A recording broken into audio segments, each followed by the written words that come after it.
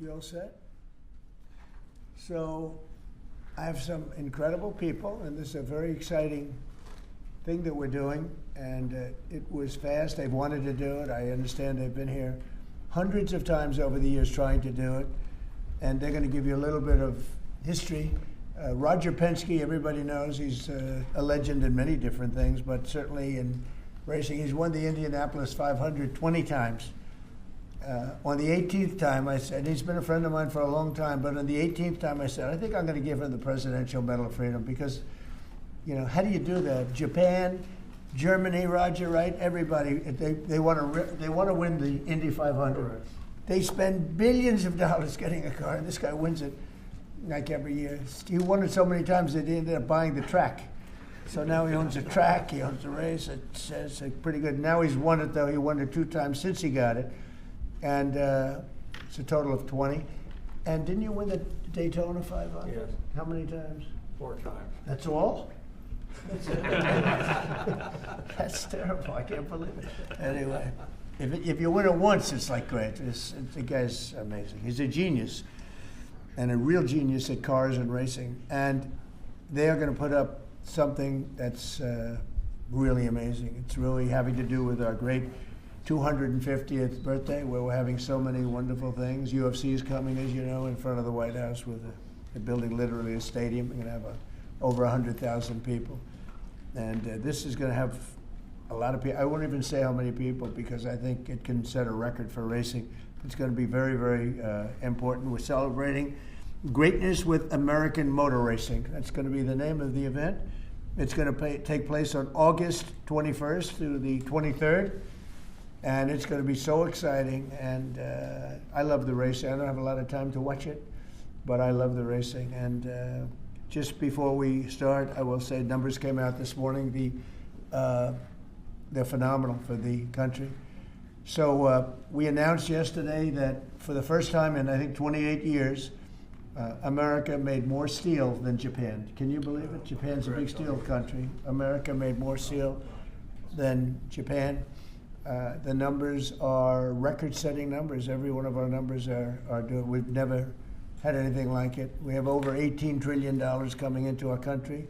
We're building thousands of plants and all sorts of businesses all over the United States. It's never been anything like it.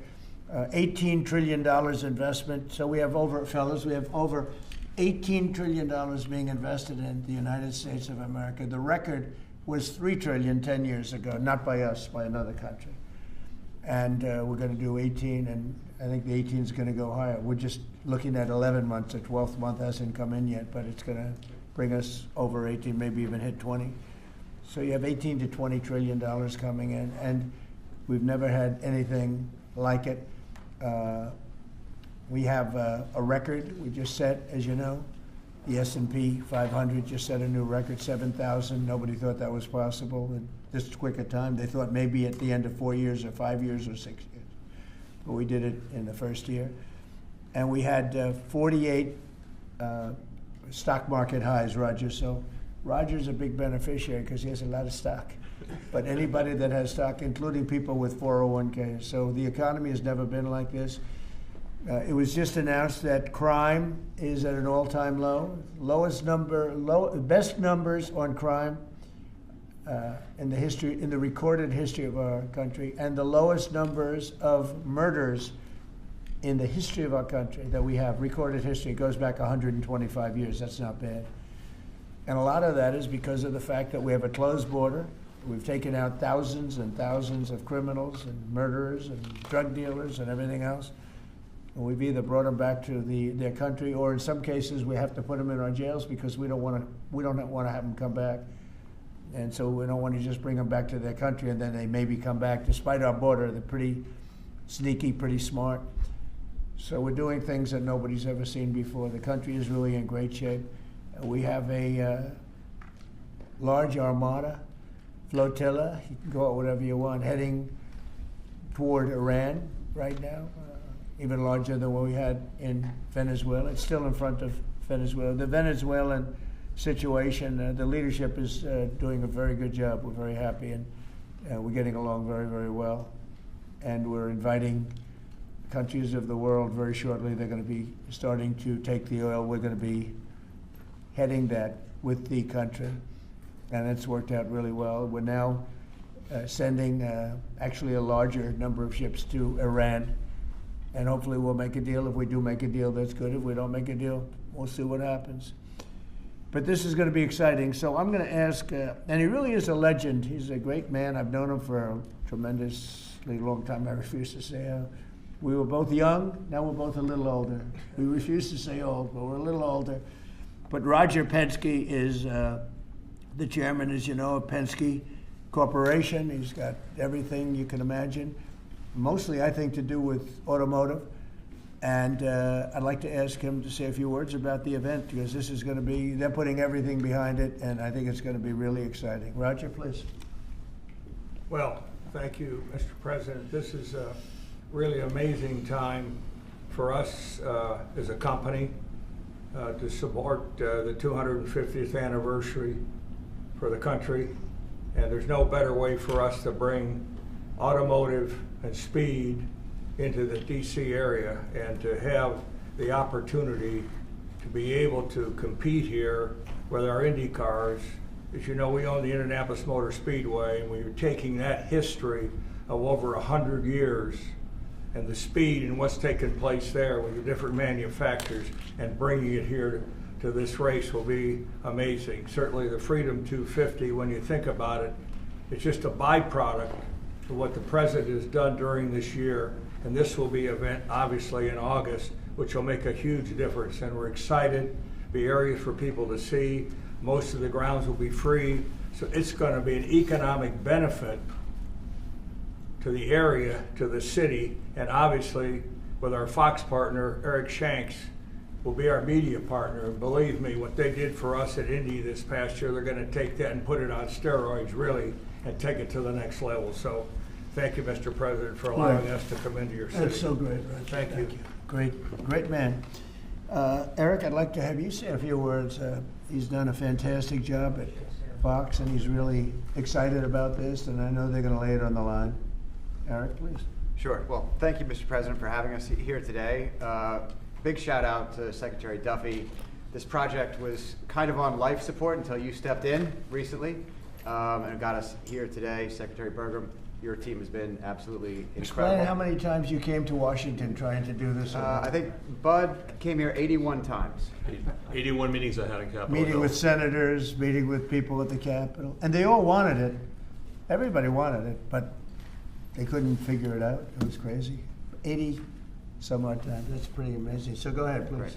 Well, it's a real honor to be a partner with Roger and IndyCar.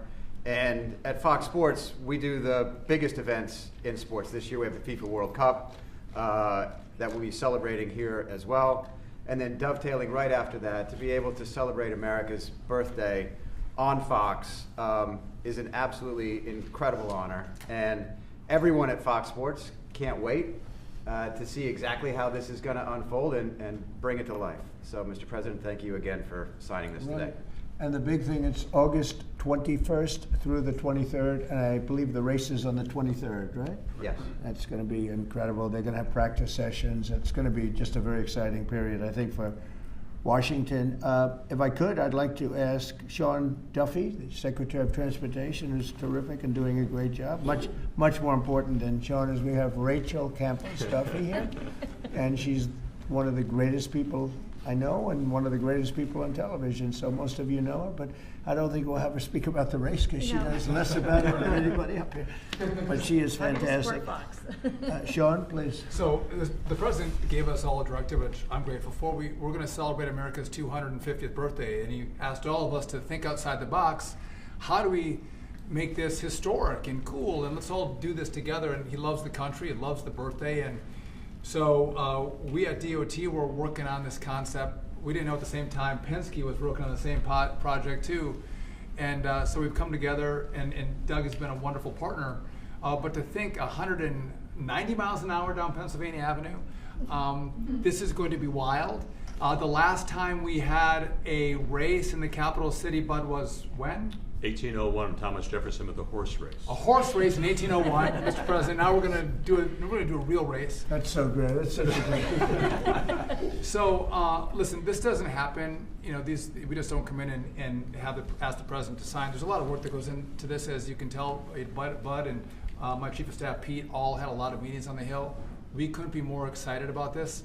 Again, I'm going to repeat: this is free for the American people to come to your nation's capital and see a great road race. Freedom, America, speed, and road racing. It doesn't get more American than that, Mr. President. So thank you for signing this, and thanks for all of your support. You are fantastic, and what a job you've done. They put it together very quickly. They've been coming here for years, and everybody wanted it. You know, every senator wants it, every Congress, everybody wants it, but they don't get things done. Trump gets things done. We didn't have 89 meetings. We had maybe a half a meeting. I think this is probably about a half a meeting. I'd like to thank Pete Meacham for the great job you've done representing us, and Luke Bunting. These are two young people that work with us, and they've really been fantastic. I'd like to ask Doug Burgum to say a few words. He's very much involved through his position of interior, because a lot of the space is interior. He sort of has, I think he's the largest landlord anywhere in the world by far. So Doug, could you say a few words, please? Yeah, absolutely. Thank you, Mr. President. This birthday that's coming up, the 250th anniversary of America, Freedom 250, is the most monumental birthday maybe of any country ever in the history of the world. And President Trump, with his directive to celebrate this thing, we've got what's more American than race car driving? What's more monumental than the Indy 500 as an icon of what's going on in our country? And so merging the history and the tradition of our capital, Washington D.C., with the speed and the innovation that goes on in the IndyCar series is incredible. And it's a great metaphor, because the speeds we're talking about is the speed of President Trump. I want to reiterate, there weren't 81 meetings with the Trump administration. I think it was, they called President Trump, he got Sean and I going, and that was like from Saturday till now, we have a race. 1 week. 1 week we have a race, as opposed to like 4 months of talking. So I think there's also a metaphor here about President Trump, who's an incredible sportsman. He's an athlete himself, but he loves sports. And so whether it's soccer, UFC, the football draft, NFL football draft coming, IndyCar, and all the teams that he hosts here. I mean, to any American who loves sports, you ought to love this president, because he's bringing professional sports to our capital. And again, August 21st to 23rd, you talk about the economic impact. By the time all these reporters get done telling the story, there's not going to be a hotel room available in this city on that weekend, because everybody's going to want to be here. Right. People that maybe have wanted to see an IndyCar race their whole life are now going to have an opportunity to come to their capital, celebrate 250, and see an IndyCar race for free. And they're going to be able to see it on the National Mall. And wherever you put down your lawn chair and watch this race for free, you're going to be staring at the Washington Monument, the Lincoln Memorial, the Jefferson Memorial. And I'm sure there's going to be fireworks this weekend too. I'm sure of that. And if you need a permit, you can get one from Interior. So anyway, it's absolutely incredible. And congratulations to Sean, the Penske organization, Fox Sports, everybody for putting together. This is going to be a great celebration for America. Thank you very much. And you're doing a fantastic job. Could I just ask Bud Danker, he's the president of Penske Corporation, to say a few words, please? Well, thank you, Mr. President. You know, Eric Shanks and I from Fox had this dream, and just last July, and could it ever be possible to bring a race to our nation's capital to celebrate our country's history? And everybody said there's no way. It's impossible. How do you put a race on at 190 miles an hour in a city like Washington, D.C.? I came here, I walked this area for a while, I found a racetrack on the Capitol grounds, up against a lot of meetings, and couldn't get the kind of support we need. So within a week, Secretary Duffy and we put this together with the president, didn't we? And now we have a race here on our city property, on the national properties, that is going to celebrate America. The word free shouldn't be overridden, because we are going to have a free event here. People come out and celebrate our country's history. I also want to thank Mayor Bowser. She has been a great partner in this process as well too. So I know, Mr. President, she's a great supporter of what you've done here in the city as well too, and we thank her for this. But we're going to have an amazing event. We're going to make everybody in this country proud. We want everybody to come out for free and enjoy this and celebrate our country the way it should be here in the nation's capital. Thank you, Mr. President. And I said, pick the best site. It's very important. Pick the best site. Don't go for second or third, because there's a lot of different routes. I said, pick, even if it's more difficult to get approved. pick the absolute best site. And they were actually looking at another site, and when I said that, they said, well, the best site is this site, the site we're doing. I said, let's take a look at it, and we think it's the best site too. It's actually better than the original site they were looking at. But if we're going to do it, we want to do it right. So this is going to be something in terms of the road width, the crowds, and everything else that we can all. The best site, one of the best sites I've ever seen, actually, and it'll be beautiful. So I'm going to sign this, and if you have any questions on this subject, that'd be great. We just named a new Fed chairman today. You know that? He's a central casting. He's like Roger Penske, central casting. You know him, Roger? Very good guy.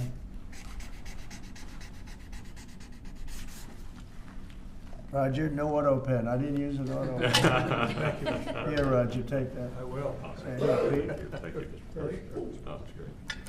Here you go, my man. I didn't want to sign each letter. You know, they sign each letter. They hand pens. I used to watch these presidents. One letter. You got to see what it looks like at the end. Never looks too good. Here, Rachel, take that. That's for your team. Thank you. Congratulations. This is really exciting. Thank you. You have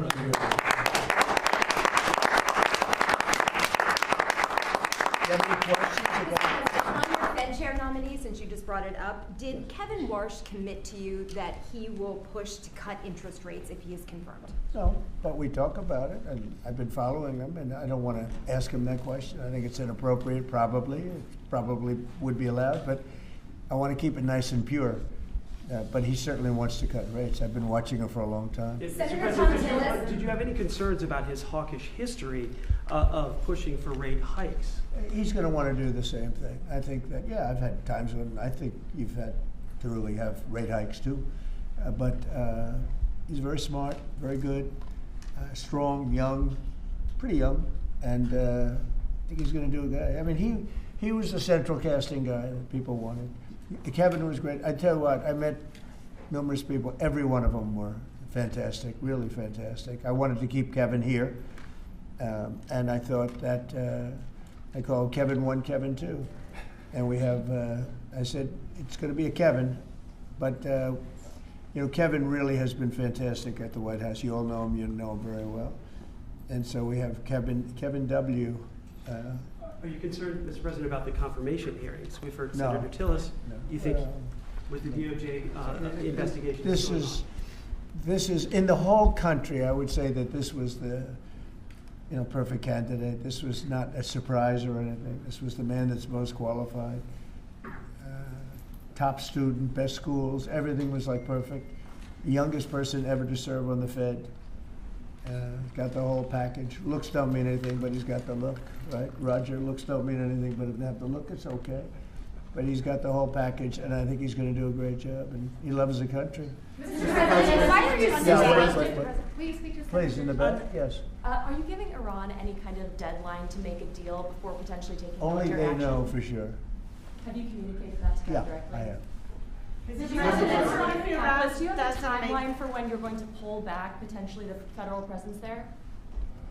No, we'll see how it all works out. You know, they have to float someplace. They might as well float near Iran, but it's a rough situation going on. So I stopped 837 people, as you know, last week from being hung.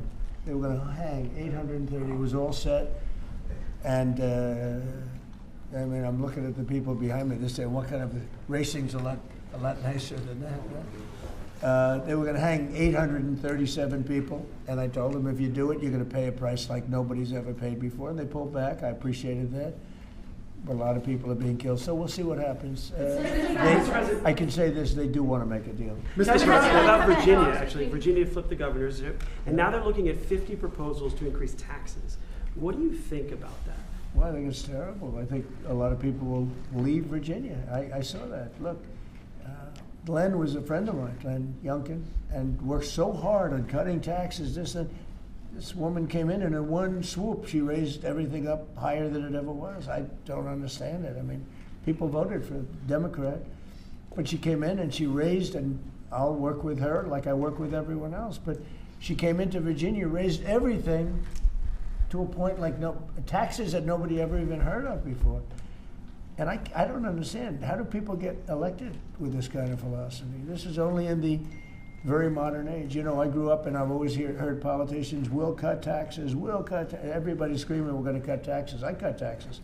I gave you the biggest tax cut in the history of our country, in the great big beautiful bill. No tax on tips, no tax on Social Security, no tax on overtime. Interest deductions, Roger, when somebody buys a car, they can deduct the interest if they borrow money. That's the biggest thing in terms of the car business, right? American-made ones. Correct. So we have, you know, I give tax cuts and they give tax increases. I don't know how they get elected. They get elected because they cheat. You want to know the truth? If they didn't cheat, they'd have no chance. They have horrible policy, transgender for everyone. They have the little thing about open borders so that the world's prison population and mental hospitals can be emptied into our country. It's just a crazy, men playing in women's sports. Roger, are you a fan of men playing in women's sports? Only as a bettor. If you'd like to bet. If you're not a big fan, I don't think so. I don't want to get him in trouble, but I think he joins in 99%. They say it's an 80-20 issue. I think it's maybe 99. It's 99-1. Mr. President, why are you suing your own administration and the IRS? Why are you suing? Who are you with? I'm with ABC News. You're a loud person. Very loud. Let somebody else have a chance. Can you answer the question? Why are you suing IRS? ABC fake news. You're suing. Go ahead. I didn't call on you. Go ahead, please. Go ahead. Go ahead. Right here. Yeah. Do you think the upcoming talks? ABC, by the way, is truly one of the worst. Go Do ahead. you think the upcoming talks between Russia and Ukraine stand a chance without U.S. envoy Witkoff and Jared Kushner there? I think they stand a chance. We've been trying. I've ended 8 wars. All of them I thought were going to be maybe tougher than this one. But Zelensky and Putin hate each other, and it makes it very difficult. But I think we're getting very close to getting a settlement. Hundreds of thousands of people, mostly soldiers, have been killed. Last week they lost 29,000 people. Last month they lost 29,000 soldiers. Can you believe that, fellas? 29,000. You lose one race driver, and it's a big deal. 29,000 soldiers in 1 month. 27,000 the month before. I think that we have a good chance of getting it settled. Yeah, ma'am, please. Mr. President, on the Warsh nomination, what is your strategy for getting past the hold that Senator Tillis has on this process? He said he won't allow. Well, that's that kind of thinking is why he's no longer a senator. He's going to be out of office. It's too bad. I always liked Senator Tillis actually, but he did some things that were not smart. And whatever, I mean, if he doesn't approve, we'll just have to wait till somebody comes in that will approve it, right? So that's it. But I saw that he wants to be an obstructionist, but we have a lot of obstructionists. I've had a lot, and we've created the best presidency maybe ever. Yeah. A follow-up. If Iran doesn't make a deal, is your plan to replicate there what you just did in Venezuela? I don't want to say that. I don't want to talk about anything having to do with what I'm doing militarily, but we have a tremendously powerful fleet there. We have the most powerful ships in the world. We have the most powerful military by far in the world. We showed that on numerous occasions. I mean, I rebuilt the military in my term. If I didn't, I wouldn't, I think, be able to say that, but I rebuilt the military, the entire United States military in my first term. And now we're building it bigger, better, stronger than ever before. I'm adding to it. We're adding something called a battleship. You would find this interesting. The old-fashioned, beautiful battleships? And we're adding up to 25 of them. Each battleship is 100 times more powerful than the battleships of the 1940s, those big, powerful ones with the guns, because of what the ships carry. But we're going to build 10. And then we'll see how we like them, and we're going to go and do another 15 after that. Could be up to 25 battleships, 100 times more powerful. Can you imagine that? And it's peace through strength. We don't want to use them, but if we have to use them, we will. Mr. President, on the Fed, should the DOJ continue with its investigation into Jay Powell? That seems to be a sticking point for Senator Tillis. Well, he's got a building that, I build buildings, and I build them under budget, ahead of schedule. I build them, but they're within reason always. And this is a small little complex that's costing Billions of dollars, most expensive job per square foot ever built.